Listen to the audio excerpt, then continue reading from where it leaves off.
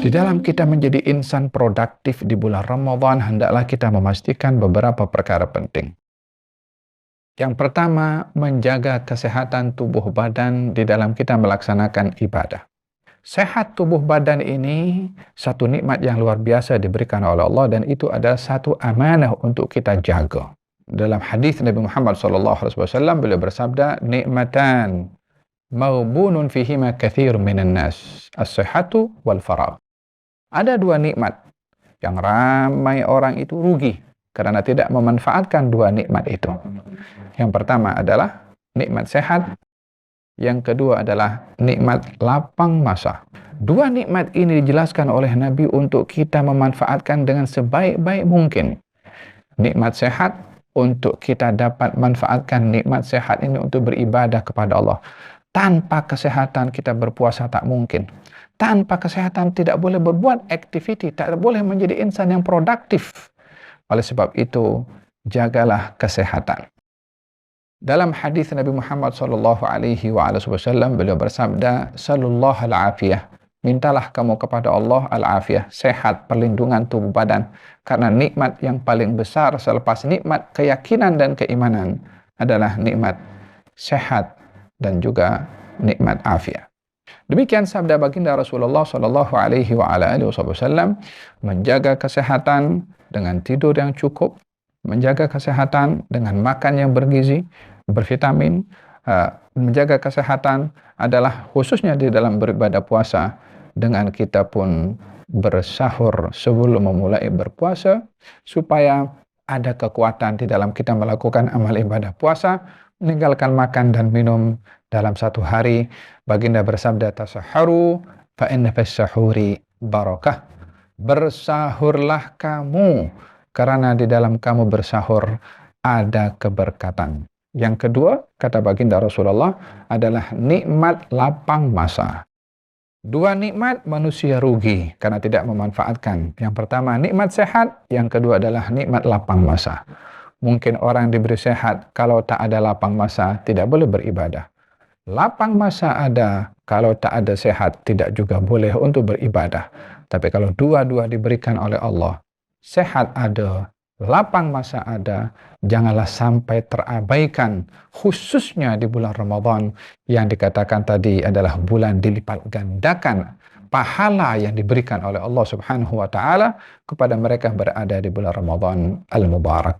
Oleh sebab itu, diajarkan kita di bulan Ramadan ini tips untuk menjaga kesehatan, untuk kekal produktif dalam beribadah, termasuk juga dalam pemakanan. Baginda Rasulullah SAW jika berbuka puasa akan berbuka dengan rutab ataupun dengan korma, dan menjaga makanan itu untuk tidak terlalu kenyang. Baginda bersabda, "Ma mala'a ibnu Adama wi'aan syarran min batnihi." Tidaklah anak Adam itu memenuhi satu bekas yang lebih berbahaya daripada perutnya sendiri.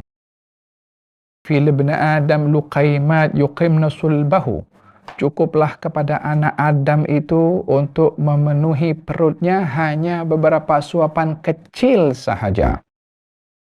Subhanallah, dalam hadis ini Nabi menyebutkan luqaimat. Luqmah itu satu suap. Luqaimah suapan kecil.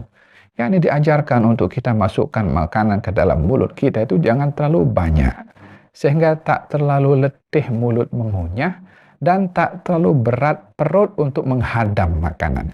Tips kesehatan dalam makan diajarkan juga oleh Nabi SAW.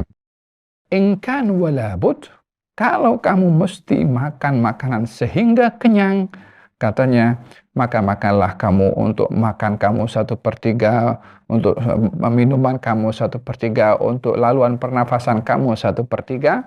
Demikian sabda baginda Rasulullah SAW di dalam kita menjaga kesehatan tubuh badan untuk kekal produktif di bulan Ramadan dengan menjaga ibadah kita dengan kesehatan yang diberi oleh Allah Subhanahu wa taala.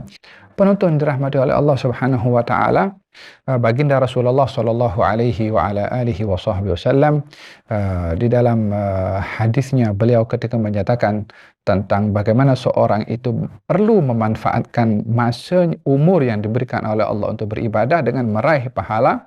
Satu hari baginda Rasulullah berjalan dengan Miqdad ibn Aswad dan satu orang lagi sahabatnya dalam perjalanan menuju ke peperangan. Kemudian baginda Rasulullah menaiki onta dan silih berganti dengan Miqdad dan sahabat yang lainnya. Jadi ketika Nabi naik onta, dua sahabat ini berjalan. Bila tiba satu waktu, nanti Miqdad akan naik dan Nabi berjalan. Maka kedua sahabat ini merasa tak senang hati jika mereka naik onta dan Nabi berjalan berada di bawah. Maka dua sahabat itu mendahulukan Nabi untuk kekal menaiki onta, dan dua sahabat itu tetap berjalan kaki sepanjang perjalanan dengan rela mereka menyerahkan segala-galanya, hak mereka untuk menaiki onta itu kepada baginda Rasulullah sallallahu alaihi wasallam. Maka kata baginda Rasulullah mengatakan dengan kata-kata yang memberikan satu suntikan semangat dan motivasi kepada kita. Katanya, ma antum bi aqwa minni wala ana bi aghna minkum. Kamu itu tidak lebih kuat daripada saya, dan saya itu tidaklah lebih kaya daripada kamu untuk mendapatkan pahala. Maksudnya begini, saya ini lebih kuat daripada kamu untuk berjalan kaki, saya lebih kuat. Karena memang kekuatan Nabi itu lebih daripada yang lainnya. Kalau kamu menunjukkan kekuatan untuk berjalan kaki, saya lebih kuat. Tapi kalau kamu berjalan kaki ingin mendapatkan pahala berjalan kaki yang begitu besar, saya pun nak juga pahala itu. Jadi saya pun juga mau berjalan kaki untuk mendapatkan pahala seperti mana kamu juga dapatkan. Penonton dirahmati Allah, dalam hal ini baginda Rasulullah SAW mengajarkan kepada kita agar supaya kita menjadi orang yang cekap dalam mengambil peluang kalau diberi oleh Allah Subhanahu wa taala. Dalam hal ini, sebaik-baik peluang yang diberikan oleh Allah kepada kita adalah bulan Ramadan al-Mubarak. Mungkin saja ini adalah Ramadan terakhir bagi kita, yang kita tidak tahu adakah akan berjumpa dengan Ramadan yang akan datang atau tidak. Gunakan yang ada di hadapan kita untuk kita menjadi seorang muslim dan mukmin yang memanfaatkan anugerah yang diberikan oleh Allah. Moga-moga Allah Subhanahu wa taala menjadikan kita semua golongan orang-orang yang beriman yang kekal produktif, memanfaatkan peluang yang diberi oleh Allah di bulan Ramadan. Amin Allahumma amin. Wassalamualaikum warahmatullahi wabarakatuh.